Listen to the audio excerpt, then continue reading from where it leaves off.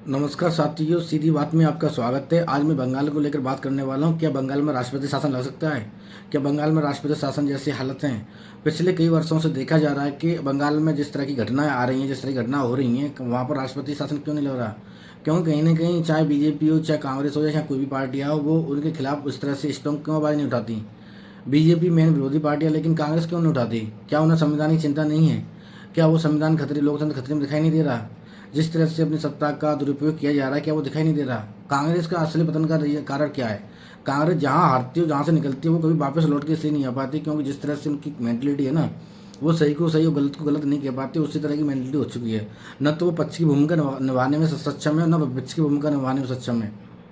क्योंकि as a जब लोकसभा में आप एज ए एनडीए अगेंस्ट हो, तो उन्हें भी आज मतलब वहाँ पर भी आप बंगाल के अंदर आप भी पार्टी इलेक्शन लड़ रही है, क्यों आप आवाज़ नहीं उठाती?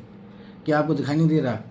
या बात की जाए एनडीए की, तो वो तो मतलब विपक्षी पार्टी है, वहाँ की टीएमसी के सामने इलेक्शन लड़ रही है, नंबर 2 की पार्टी है। क्या बंगाल के अंदर ये कंडीशन नहीं है कि राष्ट्रपति शासन लगाने के लिए? कब तक कितने लोगों का कत्ल हुआ, कितने लोगों का रेप हुआ, कितना घोटाले हो रहे हैं बंगाल के अंदर, कितनी जो इकोनॉमिक वेल्थ है कितनी डाउन जा रही है बंगाल के अंदर। वहाँ से सभी लोग छोड़ छोड़ के भाग रहे हैं। सिर्फ 2 ही 3 तरह के लोग रुक रहे हैं वहाँ पर बंगाल के अंदर। या तो वो गवर्नमेंट एम्प्लॉय, जो प्राइवेट एम्प्लॉयमेंट है नहीं वहाँ पर, या जिनके पास लैंड है, जिनका अपना घर है वहाँ पर, जिससे वो बिलोंग करते हैं, उनकी मजबूरी है। जिनकी पूरी फैमिली बाहर आ गई है, दिल्ली एनसीआर बात की है, कहीं पर निकल के कैपिटल में या कहीं चली गई है, तो वो वहाँ पर रह रहे हैं। अदरवाइज वहाँ बंगाल के अंदर क्यों नहीं रहना चाह रहा कोई आदमी?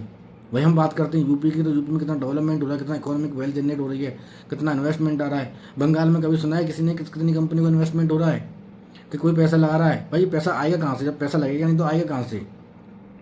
बंगाल में अंदर इस तरह की कंडीशन है कि आज राष्ट्रपति शासन लगना चाहिए। और मैं फिर भी कहूँगा कि जब इलेक्शन आने वाले टाइम पे इलेक्शन है, आप सोच समझ के वोट दीजिए, जिस भी पार्टी को दीजिए, अपनी उद्देश्य ऑब्जेक्टिव के साथ दीजिए। बंगाल के अंदर जिस तरह की जो सरकारी संस्थाओं का दुरुपयोग किया जा रहा है, ऐसे आरोप लग रहे हैं, और जो ईडी के द्वारा कार्रवाई की जा रही थी, उसमें हस्तक्षेप करने की क्या रिक्वायरमेंट थी? ऐसा कोई रिक्वायरमेंट नहीं थी वहाँ पर कि हस्तक्षेप किया जाए। वो अपना काम करने आए थे, अपना काम करके चले जाती। लेकिन सिर्फ एक पॉलिटिकल एक मैंडेट टाइप है, ये सब चीज़ कार्रवाई रोक लिए दिखाया गया कि ऐसा हो रहा है कि वो हो रहा है। क्या वो सरकारी काम में हस्तक्षेप करना, जो किस जांच में उन्हें सपोर्ट करना चाहिए, वो क्या हस्तक्षेप करना सही है? क्योंकि आज ये कल को 5 से 30 होगा, कल को और कोई पॉलिटिकल नेता होता है, उसके अंदर आपकी ईडी जाएगी, सीबीआई जाएगी, जिसने गलत किया है, तो क्या वहाँ पर भी आओगे बचाने के लिए? तो ये देखने वाली बात है। हाईकोर्ट को समझना होगा, और क्या होता है क्या नहीं, मतलब राज्यपाल को भी इस मैटर में ध्यान देना होगा। तो जैसे भी कोई अपडेट आएगी, thanks for watching, I will update you soon.